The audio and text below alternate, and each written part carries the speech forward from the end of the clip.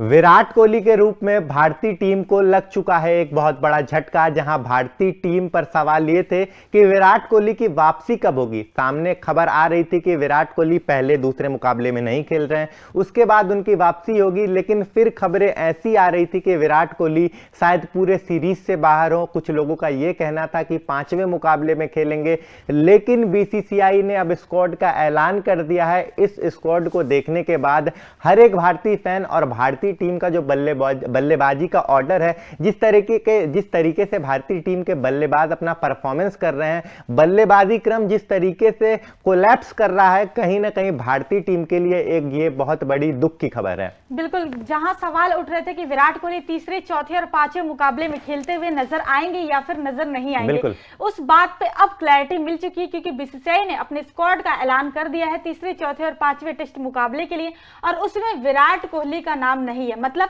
Clear है कि विराट कोहली पूरी ही सीरीज से रूल आउट हो चुके हैं। पहले भी ऐसी खबरें आ रही थी कि विराट कोहली ने मतलब कि ऑफिशियली अपना नाम जो है वो वापस ले लिया है, और इसी वजह से कहीं ना कहीं मतलब कि बीसीसीआई और विराट कोहली की बात नहीं हो पाई थी। लेकिन जब विराट कोहली ने ऑफिशियली अपना नाम वापस लिया, तब जाके स्क्वाड का ऐलान हुआ, और इसी वजह से कहीं ना कहीं देरी भी हो रही थी, क्योंकि विराट कोहली के ऊपर कुछ क्लैरिटी थी नहीं कि वो अवेलेबल है या फिर नहीं अवेलेबल है। जब क्लैरिटी मिली बीसीसीआई को, उसके बाद से उन्होंने स्क्वाड का ऐलान कर दिया। ये भारतीय टीम के लिए बहुत भारी नुकसान है कि विराट कोहली मतलब पूरी ही सीरीज से रूल्ड आउट हो चुके हैं। बिल्कुल, और जिस तरीके का बीसीसीआई ने मतलब उनको बैक किया है, जिस तरीके ने उनका नोट दिया, हम आपको स्क्रीन पे नोट भी उनका दिखाएंगे। बीसीसीआई ने क्या मतलब जवाब दिया है कि विराट कोहली नहीं खेल रहे हैं, उस पर उनका जो बयान स्क्रीन पर आप देखेंगे कि Virat Kohli will remain unavailable for selection for the reminder of the series due to personal reason. The board full respect and support mister Kohli decision. इनका यह कहना है कि कोहली जो है पूरे सीरीज से बाहर होंगे, नहीं खेलेंगे, और मिस्टर कोहली का जो ये डिसीजन है, बोर्ड उनका रिस्पेक्ट करता है और सपोर्ट करता है। लेकिन सबसे बड़ा सवाल, आप यहां पर विराट कोहली का सपोर्ट करते हैं, लेकिन वो सपोर्ट जब ईशान किशन की बात आती है, चेतेश्वर पुजारा की बात आती है, जो कि फॉर्म में है, जिनकी टीम में जरूरत है, तो उन पर आपका सपोर्ट क्यों नहीं दिखता है? बिल्कुल, ये चीज तो है ही, क्योंकि ईशान किशन को आपने मतलब अच्छा परफॉर्म उन्होंने किया, लेकिन उसके बाद भी आपने उन्हें ड्रॉप कर दिया, और अब थोड़े से कॉन्फ्लिक्ट्स भी चल रहे हैं बीसीसीआई और ईशान किशन के बीच में। अब ईशान किशन को वापसी करनी है, तो फिर आप कह रहे हो कि आप रणजी ट्रॉफी खेल कर आओ, डोमेस्टिक खेल कर आओ, तब जाके हम आपको दोबारा इंटरनेशनल क्रिकेट टीम में जगह देंगे, उसके पहले हम आपको जगह नहीं देंगे। इस वजह से ये जो ईशान किशन और बीसीसीआई का कॉन्फ्लिक्ट चल रहा है, इसका जो मतलब सबसे बड़ा और सबसे बेकार जो असर है वो टीम इंडिया पे पड़ रहा है, क्योंकि विकेट कीपर आपने किसे रखा है? केएस भरत को रखा है, जुरेल को रखा है। इन दोनों पे आप मतलब भरोसा नहीं कर सकते हो। केएल राहुल आपके विकेट कीपिंग कर नहीं रहे हैं, तो विकेट कीपर के रूप में आप ईशान किशन को ला सकते थे टीम में। भाई, आपकी टीम को जरूरत है ईशान किशन की, आप लेकर आ सकते थे। यहाँ विराट कोहली खुद अनअवेलेबल है।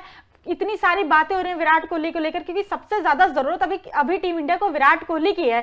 जब मतलब कि अभी हमने देखा था कि जब 2021 में जब बीजीटी खेली जा रही थी, इंडियन टीम ऑस्ट्रेलिया गई थी, वहां भी विराट कोहली 36 पे इंडिया ऑल आउट हो गई थी, और फिर वहां से विराट कोहली वापस इंडिया आ गए थे।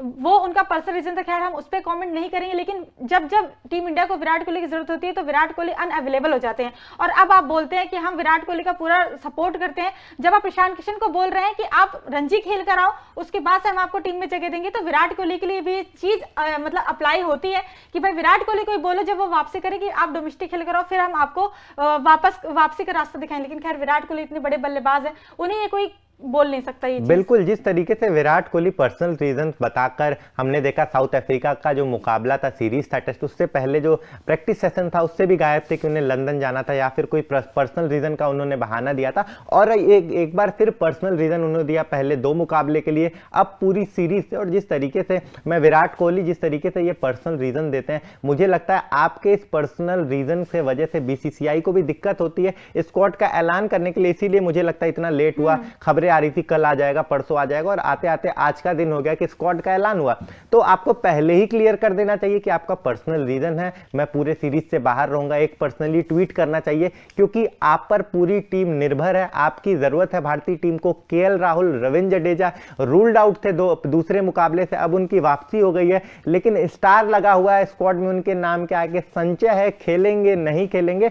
उस वक्त मुझे लगता है विराट कोहली को कहीं ना कहीं खुलकर साफ साफ बताना चाहिए था ऐसा कारण क्या है, वो पूरी सीरीज से बाहर क्यों है, और जिस तरीके का बीसीसीआई ने उनको सपोर्ट दिया है उस तरीके का सपोर्ट मुझे लगता है आपको पुजारा रहाणे को भी देना चाहिए, क्योंकि टीम लैक कर रही है एक्सपीरियंस। टीम को मतलब जरूरत है एक अच्छे बल्लेबाज की जो अपनी पूरी बैटिंग लाइनअप में सिर्फ जायसवाल, शुभमन गिल यही दो खिलाड़ी काम कर रहे हैं। उससे पहले केएल राहुल अच्छा परफॉर्म कर रहे थे, वो इंजरी के चलते रूल्ड आउट हो गए थे। लेकिन सबसे बड़ा सवाल यही है, और विराट कोहली जो कि हैं पूरे सीरीज में अब नहीं खेलेंगे, इसका खुलासा बीसीसीआई ने कर दिया। एक बहुत अच्छा सपोर्ट जो है वो दिखा दिया अपने स्टेटमेंट ने कि विराट कोहली पर्सनल रीजंस के कारण इस पूरे सीरीज में नहीं खेलने वाले हैं। बाकी आपकी क्या राय है इस पूरे मामले में, कमेंट बॉक्स में बताइए, और जाते जाते तूफान स्पोर्ट्स को लाइक, शेयर एंड सब्सक्राइब करिए।